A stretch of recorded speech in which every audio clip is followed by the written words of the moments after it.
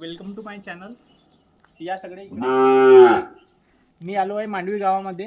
तर बघू शकता ही अशी एक सुंदरशी गाय आहे आणि ही गाय आहे. ह्या गायीचे एकच वासरू आहे पण तिला सर्वांना तीन वासरांना ते दूध पाजू शकत आहे. म्हणजे पाजू शकत नाही. हे बघा पाजू शकत आहे. हे दुसऱ्याचे बच्चे आहे. हे दोन जुडवे. आणि हे गाय हिचा पिल्लू आहेच नाही.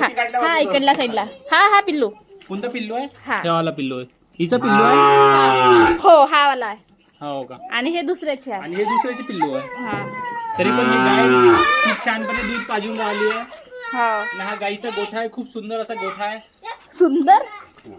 हे आहे पाटील साहेबराव पाटील यांचा आहे गोठा. हे काही सांगणार का तुम्ही गायीबद्दल? सांगा हे कशी काय असं काय कसा चमत्कार झाला? हा चमत्कार कसा झाला?